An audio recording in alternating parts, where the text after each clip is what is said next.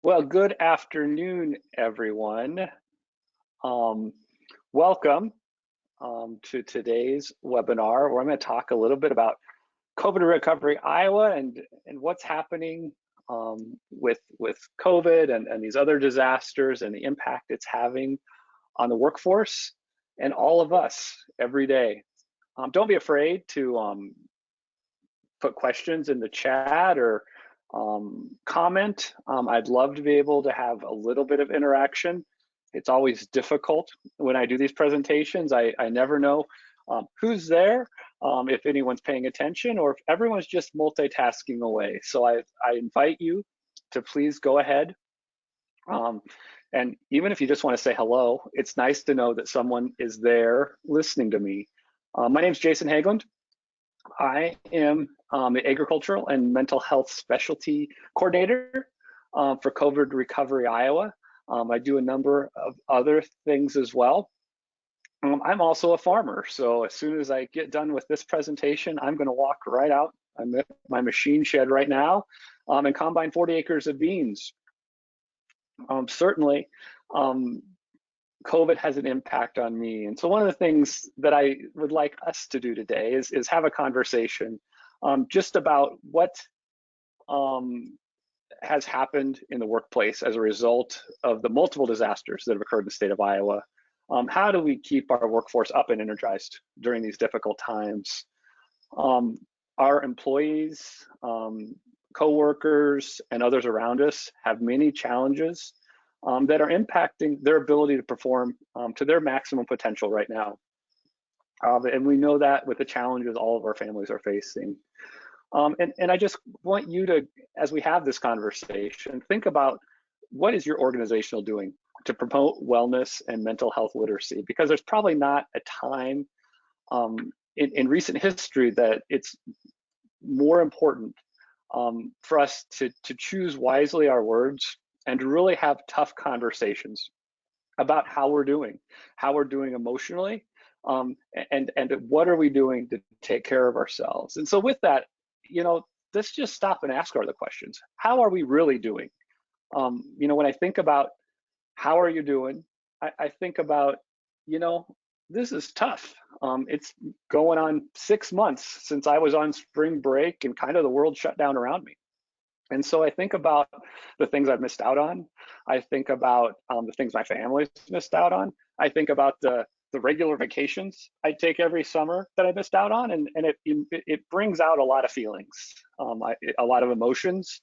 And so I've had to work on grieving some of those things, some of those, if you will, normal. I try not to say the word normal, because there is not really a normal anymore. So I don't know if anyone would like to chat or put a comment in. You're welcome to, of just how you're doing. Have you been impacted? Has your life been disrupted? Almost everyone I talk to these days talks about the disruption that they felt in one way or another. Even going to the grocery store can be challenging sometimes. I found Clorox wipes the other day, and it was a celebration in my house. I never thought I'd celebrate finding a 5-pack at Sam's Club of Clorox wipes, but that was the first time in about 4.5 months I found some. And so we find ourselves celebrating some really odd things these days, right? And so what caused that? It was a result of a disaster, right? And so when we think about what is a disaster, we're kind of used to disasters in Iowa, but a disaster by definition is something that disrupts society, that is beyond our ability to control and our ability to manage. And oftentimes, natural disasters could be human in nature, very different than an emergency that's short term. Disasters bring upon stress.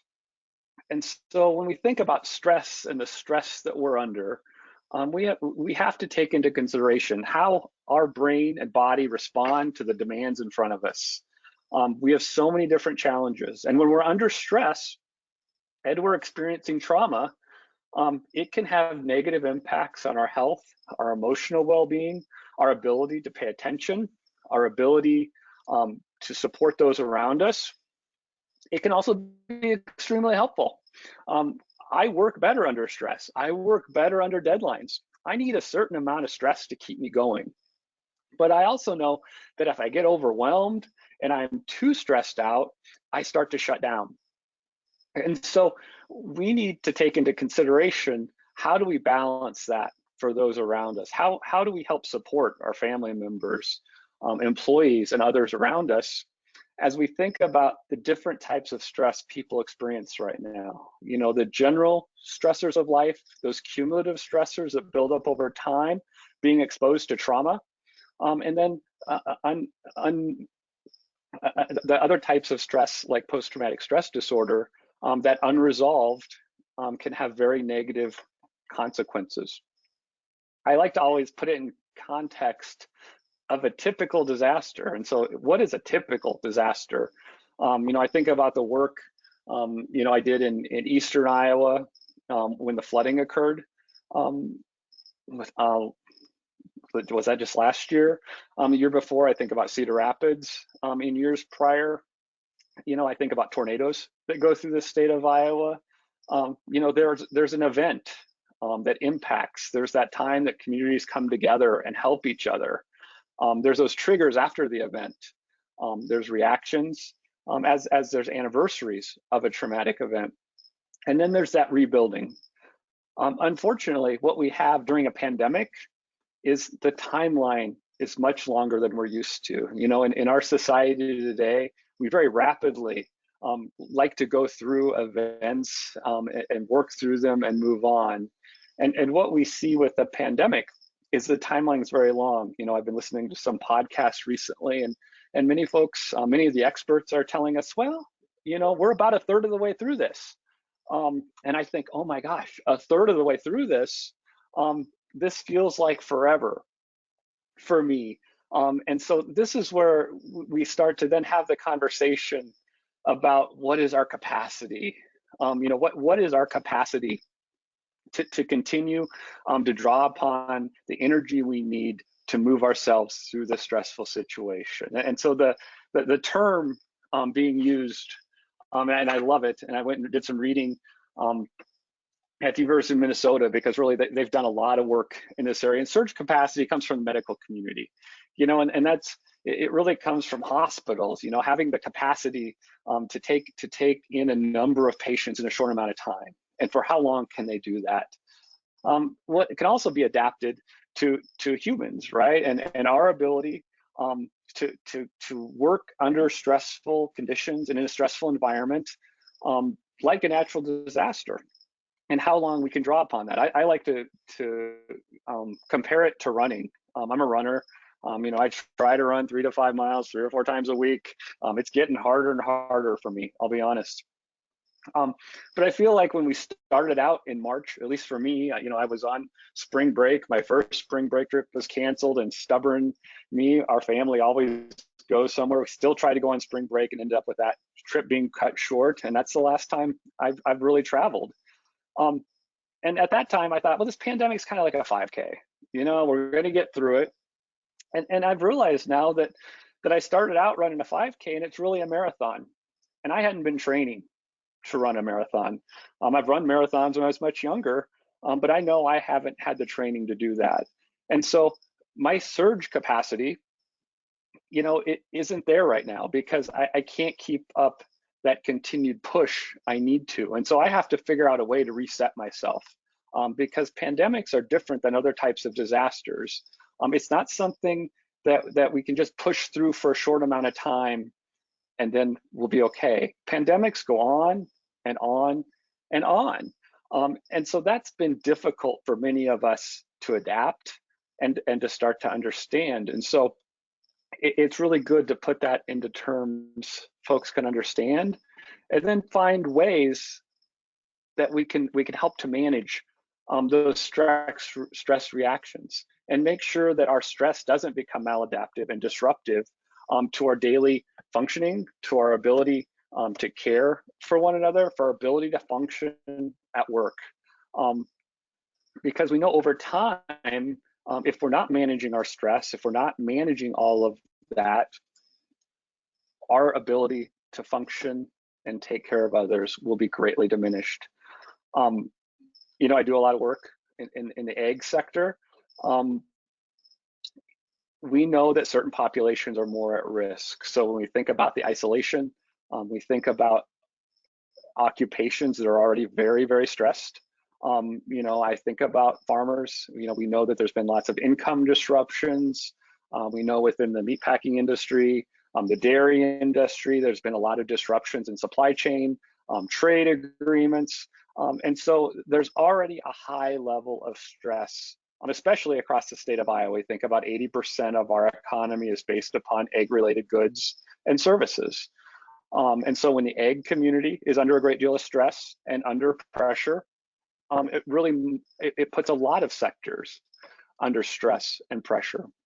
I also look to the healthcare and the healthcare sector being under a great deal of stress. Our first responders, essential employees, have had to manage to varying levels while working through this pandemic. The PPE involved with COVID-19. So, you know, I kind of look to this as kind of the go-to study. We look back to what happened. We look back to a study done in China at the very beginning of all of this, and the levels of distress, insomnia, anxiety, depression amongst healthcare workers. I have conversations all of the time with the healthcare folks in the healthcare industry.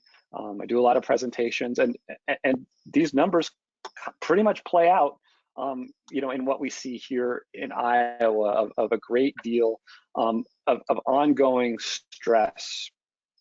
Early on, you know, and so this is kind of dated. This is a few months back, but kind of showed how much we've all changed our habits. You know, our abilities to do things that we used to take for granted, for many folks, aren't available, or they're choosing not to do it this time. And so this just demonstrates the disruption that we're all experiencing. And as we experience that disruption, it's really important that we recognize the stress that can come along with that, as well as what are we fulfilling, what are we doing to replace those activities, because there's an opportunity there. There's an opportunity to discover new things about ourselves. There's an opportunity to learn new habits, to learn new hobbies, and to do things that we never dreamed we would do before. And, you know, we've kind of talked about COVID-19, and kind of on top of all of it, then this hurricane blew across the state of Iowa, which I didn't even know that was a thing. I didn't even know derecho was a word until that happened. And so we know about 20 counties in Iowa are now under a presidential disaster declaration. Because of that, it devastated. Many people are still homeless in Cedar Rapids, Marshalltown. An agricultural community in some areas was decimated. There's now supply chain issues with farmers not even being able to take their grain to market in some areas, because the elevators that were there are simply gone today, and can't receive corn and soybeans during the time that, you know, we need to move, you know, millions of bushels of corn and soybeans across the state of Iowa. And so this compounding disaster only complicates the stress that's on communities. I'd love to have data, and so I love to be able to illustrate kind of in real time, you know, what is normal, what is the experience, what is the experience that's okay for people to have. And so there's a weekly pulse survey by the US Census Bureau that comes out, and so I've been checking it weekly, and I apologize I haven't updated this slide for a couple months, I guess, but pre-COVID, 11% of Iowans said, I'm feeling symptoms of anxiety and depression. The last week in July, 38% of Iowans were reporting symptoms of anxiety and depression. Now, I looked the other day, and I think it was for the first week in September, maybe was the last one that had been posted. Maybe it was the second week in September. We had dropped down to 33%. So Iowans are pretty resilient to start with, right? And so you can kind of see across the United States that, you know, Iowans are reporting some levels of anxiety and depression, a far greater percentage of anxiety and depression than pre-COVID-19. And so then we look at adding in ratio to that, there is palatable symptoms of anxiety and depression across the general population today. And that impacts all of us. It impacts everyone's ability to work. It impacts our ability to communicate. It impacts our relationships at work, at church, places of worship, in our communities. And so I think it's important that we recognize that a lot of people are feeling this way. And so it's okay to feel that way. Sometimes we need to normalize those types of feelings with folks and give people permission to have feelings that this has been stressful, that disasters are stressful, that the stress that's related to this disaster is going to be ongoing, and we all need to find ways to support each other through that. Once again, just looking at some data across the United States, and we have some localized data here that I'm working on right now. I received the statistics yesterday that death by suicide has increased in the state of Iowa already this year. And so the suicide rates in Iowa have increased every year since 2000. And we're seeing even higher increases over the past 6 months, which I would correlate to COVID and isolation. Substance use is increasing as well. So even though there's been limited access, especially in several counties that bars are still closed. The county I live in, Story County, bars are closed. However, access and alcohol sales are actually up at higher rates than even when bars are open pre-pandemic. And so we look at opioid overdoses and other data. And so we're seeing that the coping strategies being utilized sometimes aren't the healthiest coping strategies. And that would be expected if we look at other pandemics like SARS in 2003. We know for 18 to 24 months post-pandemic, suicide, alcohol use, depression were all up in those countries impacted. And so we would expect the same thing in the United States. And that's 18 to 24 months post when there's a vaccine, and we start to move on. So I think we can see the stress is having an impact on everyone across the country. This is kind of interesting. I kind of alluded to substances being more accessible. Well, we were a heavy drinking region before the pandemic. I think the pandemic has only continued that, I guess, status. I don't want to make it into a positive thing, but we know that Iowans had some of the very highest binge drinking rates already, especially middle-aged Caucasian people. And so I think we're only seeing a continuation of that as part of the coping from this disaster. And so I tell you all this just to talk a minute about there's lots of things going on. And even with all those things going on, most people won't seek help in a regular time period. And so we start adding all these additional stressors on, and we really need to ask ourselves, at a time when people probably need help, need assistance, need support, why don't most people get assistance and support and ask for help in regular times? And we know that's based on just a few key areas, and a lot of people aren't aware. They don't recognize their struggles as depression in this example. Stigma is very much associated, especially in rural areas, especially in some workplaces, that you don't talk about your mental health issue. You don't talk about any types of things like that. It's considered a weakness. We live in Iowa, so oftentimes I hear pull yourself up by your bootstraps kind of mentality. And that's simply not the case. If you have brain chemicals that aren't being produced at a level, that's not something you can just get over. Cost is a big barrier to care, right? So a lot of folks are uninsured or underinsured, or they don't even have a behavioral health benefit that could cover therapy services or medication services. Access can certainly be a barrier in the state of Iowa. Now, one of the benefits during this pandemic is virtual access. And so more folks have access to online telehealth and therapy on their smart device or on their computer, or going to therapy or groups on Zoom or GoToMeeting, just like we're on here. All of those things are good news for how folks can access services, right? But we really need to support and call that out. And this is where mental health literacy is so important, is teaching folks that what they're experiencing is a normal part of the disaster. It's a normal part of the human condition. And it's only appropriate that if folks are struggling, that they can reach out and get help. One of the areas that I've seen this happen is my own Kiwanis Club. I'm a Kiwanian. I know I'm a little young to be a Kiwanian, but I am. I've been a Kiwanian for the last decade.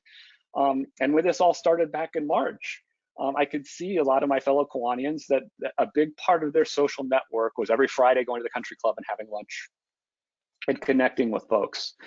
And I really thought, well, this is a group of folks that, at the time I was, really getting on with the Zoom stuff. And, I was having to bone up on how am I going to continue to do what I do. And so I said, hey, I've got a Zoom account. If we want to try the Zoom meetings, we heard of other clubs doing Zoom meetings. I'm like, we can try it.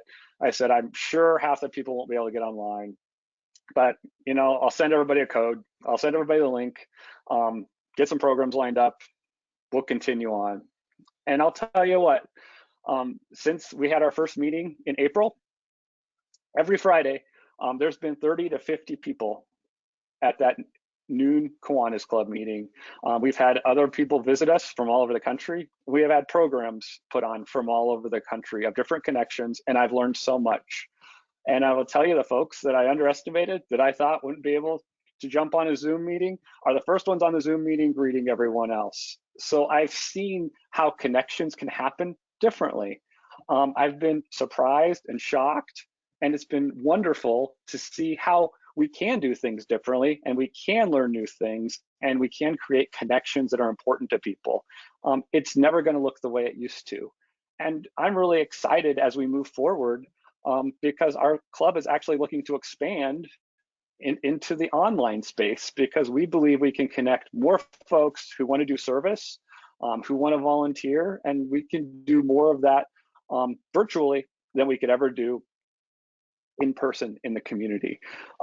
So there's lots of creativity, and we really have pushed the limits of the status quo. Didn't push us to be innovative and do better. And we have the opportunity today to be innovative about how we support people from home. We have an opportunity to do things completely differently in our workspaces than we ever did before. And so I was on a call this morning of a group that I consult with at COVID Recovery Iowa. We have 100 employees across the state, and we talked about how do we create positivity and keep energy high. We're a third of the way through this project.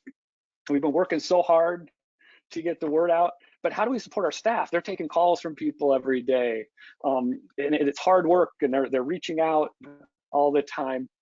How do we go back to connecting? And one of the supervisors said to me, normally I'd do a grill out, or I'd throw a party for everyone. I can't do that. And so we brainstormed. What can we do? We talked about doing a trivia night, and splitting up into teams and having everybody come with their own teams, just to build camaraderie.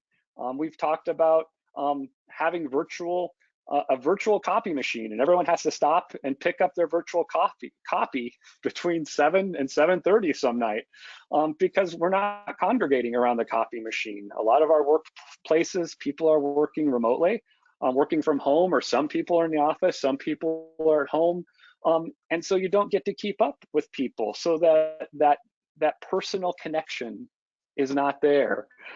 So we're creating Pick Up Your Fax Day, and you got to go check in a Zoom room and talk to folks around the fax machine. And these are all just some ideas we were coming up with. I added a breakout break to one of the trainings I did the other day, and we all learned how to yodel. And so I put up a slide of yodeling 101, and everyone practiced yodeling for 5 minutes. What are we doing when we do those things is we're relearning how to connect. Many of us don't have the opportunity to just chat in the hallway. And so how do we connect with our workforce? How do we connect with staff? How do we help to bring those things to them? And how do we bring the workplace to life virtually? And I think it's just so exciting, the opportunities we have. And so, I think about how do you use your EAP program to bring in training, education, to work on mental health literacy. I think about how you can connect with public education and awareness activities. So COVID Recovery Iowa is just one of many. The Make It Okay program that's being done by the Department of Public Health and DHS, and where we're making it okay to talk about mental health issues. I think about encouraging your employees to use crisis and warm lines if they need to talk to someone, if they need support.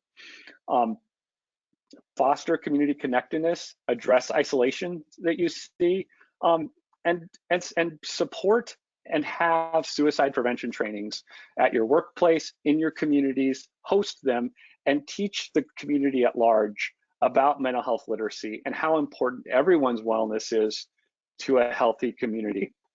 I always like to promote mental health first aid. I'm a big advocate of trainings that really teach people what to do. And we know that suicide is a huge concern during times like this. And mental health first aid is a 8-hour course. You can do it virtually, 5.5 hours. And really it just goes through and talks about mental health problems are common. What do you do when you notice someone needs help? How do you promote understanding? What do you do when professional help is at hand? We teach people first aid all the time, of how to respond to someone who's bleeding, or what do you do if you see someone who falls down and trips over the curb on the street. But we don't always feel safe to go ask someone, I notice you've been giving away your things. Are you thinking about suicide? Do you want to kill yourself? That's a difficult conversation to have, but it's one of the most important conversations that we can have with someone, and it can save a life.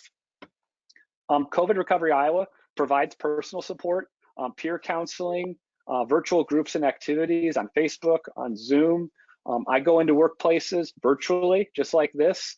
We meet with teams of staff, 20, sometimes 30 at a time, and we just talk about what are the stressors, how's it going, and give folks permission to talk about the transition that they've made in the last 6 months. And it gives them an opportunity to grieve that I got hired to do this one thing, and I'm not going to do that. I've also talked to employees that were hired last May, and they've never met their coworkers. They know them as an email address. And it was one of the first times that they're like, well, I'd just like to get to know some of my coworkers. We also do educational programs, kind of like this one, or mental health first aid, where we can talk about the impact of the disasters and what we can help to do to support folks. Now, COVID Recovery Iowa is the FEMA disaster response, just like the financial response that's happening right now across many of those counties impacted by the derecho. This is the emotional response to COVID-19 and the derecho. We're serving all 99 counties in Iowa, and we're not replacing any of the services of EAP or mental health services or insurance services. These are all services on top of that to help people make connections and to capture people falling between the cracks and to provide additional support, because during these times of disaster, there needs to be additional supports in place, additional educational opportunities, and additional ways to catch people and provide them opportunities and outlets. At the end of the day, we just want to create resilience in communities. We want to create individuals and families and communities and schools and workplaces that are just surrounded in protective factors, right? The more we create and promote wellness, those are protective factors, and that helps people to be able to manage through these very stressful times. We also want to make sure we decrease stigma. And that's my objective every time I go into a workplace is to start taking away some of those things that maybe people don't understand or put definition to terms, so that we can talk openly and honestly about the difficulties that we may be struggling with personally, and do that in a way that's appropriate, especially appropriate in the workplace. And recognize that support is not a short-term solution. It must be built into the long-term recovery strategy. So this is not going to just go away. We're going to be struggling with our adapting, for quite a while. And so I generally rejuvenate, and I've had to kind of reset my expectations of, I have a son who's a senior in high school this year. And so, we feel sometimes, I guess to be honest, gypped, that, his senior year is going to look different. There's some things that I would like to do as a family. There's a lot of traveling that we didn't get to do last summer. And, that may not happen now next summer, because he may be heading off to college and living his own life now. And so there's things that I have missed in my own family. And so I've struggled as well. And so it's important to talk about that struggle, because I'm not alone in that struggle. And it's okay for me to talk about my struggle and just to acknowledge that in others as well. Because the struggle is real for all of us. I'm happy to talk with you more about what we can do at COVID Recovery Iowa. I'm happy to talk to you about what some of the different groups we have on Facebook. Please follow us on Twitter, Instagram, or call the Iowa Concern Hotline at 800-447-1985, or the Iowa Warm Line at 844-775-9276. With that, I would love to answer any questions you may have. Don't forget about the EAP benefits available at no cost to you if you are have EAP benefits available at your place of work. All right, Jason, thank you so much. We have had several comments come in. We did have several people say hi to you at the beginning when you said, hey, just say hi, let me know you're here. Fantastic. So thanks everyone who said hi. I just want to share a few of these when you had asked about, how has COVID affected your life, or, how has it changed your life? And I just want to share some of the responses that we had, just so people kind of know that they're not alone and that there are a lot of things going on. We had a woman respond that her wedding reception was postponed. Another woman responded she had two seniors, one graduated from high school and one graduated from Grandview University, so it made for a very weird end to both of their senior years. Another person responded that it's been stressful not being able to fly to New York to see grandchildren. Yep. Someone saying, struggling, I need to travel and be around people without feeling guilty about it. And then we had someone say that as a school leader, it has been stressful to manage what is best for students and adults. They're thankful for a community that is understanding. But his question is, how do we continue to serve adults to meet their needs? How do we serve adults to meet their needs? Yeah, well, let me answer that by, first commenting on, acknowledging all the rituals, whether it's weddings or funerals, all of those things are very challenging right now. We can't engage in the rituals that we normally engage in. And so that's been very challenging, especially, and so we have to be able to grieve that. And so how do you support adults? And I think it kind of goes back to how do you support people in general, is you provide them the tools, and so I think having the conversation, what are you feeling you're missing out on? What are you doing to replace those coping skills you used to use? If you feel guilty traveling, we can still travel, right? We can still go out to eat. It just looks differently. I've traveled to some extent with my family. We get food to go. We don't eat in restaurants. We're kind of foodies, so we like to go to really nice restaurants. Well, we get a bigger hotel room that has a table in it now, and we bring everything in, and we have it delivered, and we eat there. And so we find ways to adapt during times like this. And I think sometimes you just need to help people, and adults more than anyone, to brainstorm. How can you adapt? What can you do differently and still meet those goals and objectives you have with spending time with family or doing things? It's not the same as going to New York and visiting grandkids, but if you've got Zoom and you can Snapchat them and you can use all the other things that I can't keep track of all my social media anymore. There's the things where you shoot videos and send it and whatever. There's all these different tools you can use now. And sometimes that's more engaging with kids. because kids use that stuff second nature. And so, I think a part of it is the coaching creativity. Sometimes adults get stuck more than anyone. And so, I think our kids sometimes may be doing better at managing some of this than we are as adults. And so I think that's important. I think the conversation is the most important part of how we support adults. Thanks, Jason. We have just a comment. Someone said, with the work situation of budget cuts and workload doubling for employees across the board, something has to give, and our sanity is often the first to go. So that was just some commentary from someone. This is a question. How would you say is the best way to address family and friends who don't want to adapt to new ways during these times? And they keep saying how they want things to go back to normal. So how do you address family and friends who don't want to adapt to the new ways, but they also keep saying, I just wish things were the way they used to be? Well, I can relate. I wish things were the way they used to be too. I think that's reality. I mean, I think many of us wish things were the way they used to be. It would be much simpler, much more manageable in some ways. I think just acknowledge, I wish that too, but that's not the reality of where we are. And so part of that is helping people to let go. And really that goes back to the grief process. There's denial is part of grief. And so many folks are hanging on that this will pass, this will go away. It's much the same thing we feel when someone first dies, right? There's that disbelief.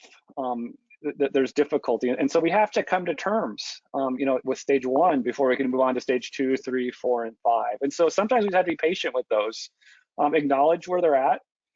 We can't change them. We can't change their minds. We could help to educate them that, well, these are probably the reasons why things will never go back to normal, at least not for the next 12 to 24 to 36 months. This is the realities as I understand them. From science. And so it's okay to just present that information actually and say, I hear where you're at. I wish things were the same as well. But this is what I'm doing right now for me, so I can move forward and try to do as many of those things that I want to do as I can.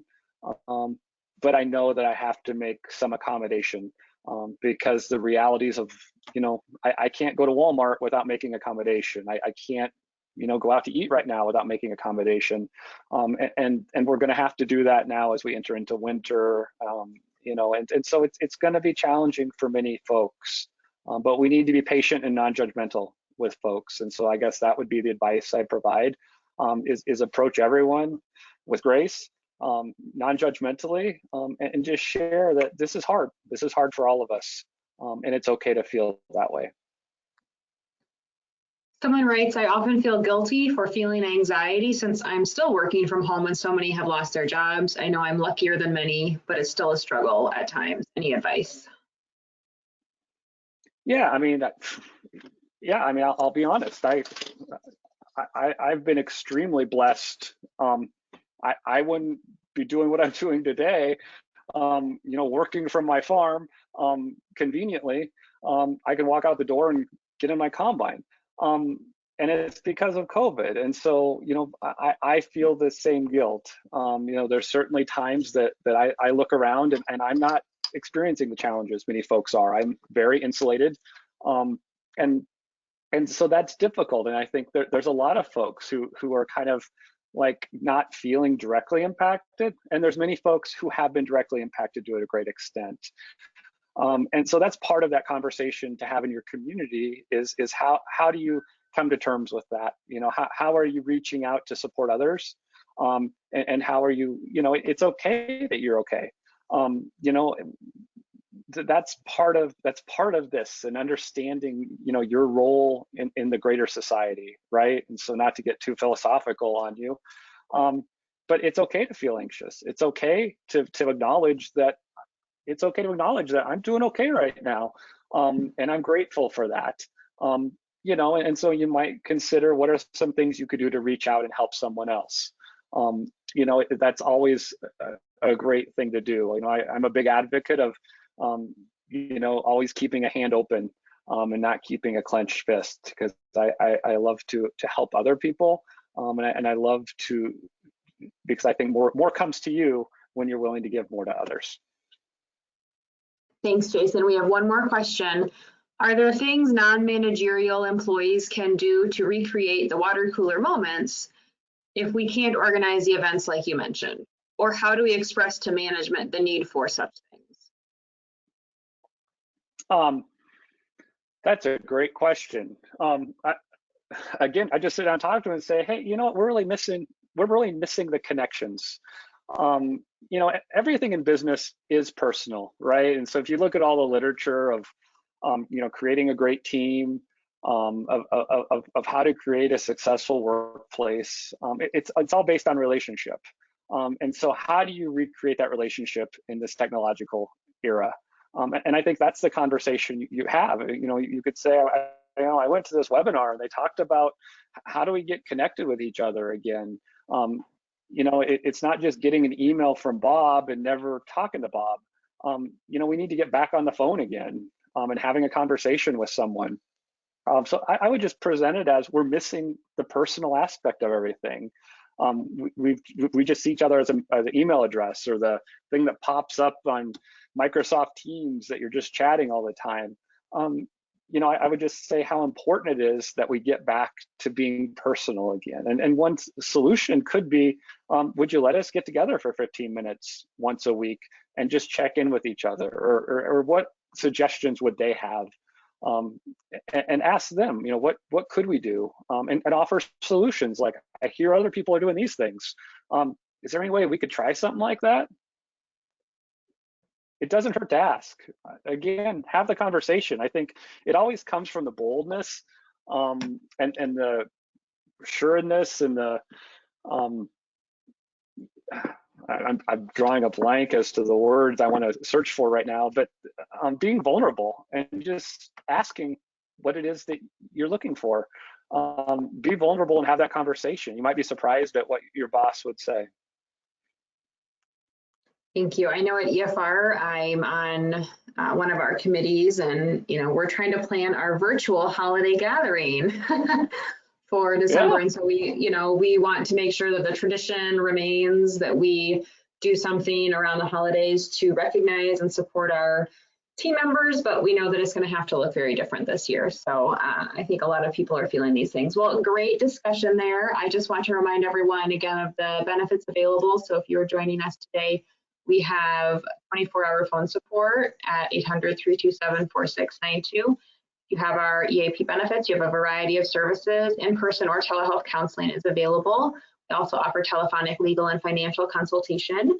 And then just as far as a heads up, upcoming webinars, we have one on October 14th. It's called Warming to a Winter Attitude of Health and Gratitude, and that's with Scarlett Lenning.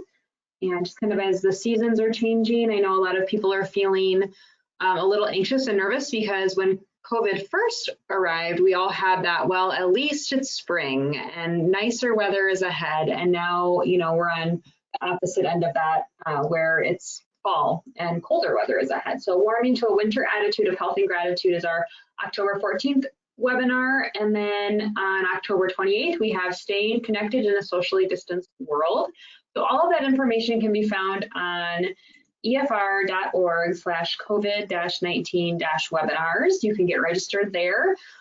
This presentation will be available on efr.org/webinars within about 24 hours for you to rewatch again or share with friends, family, or colleagues. But thank you so much for your time and expertise, Jason. We appreciate you, and happy harvesting.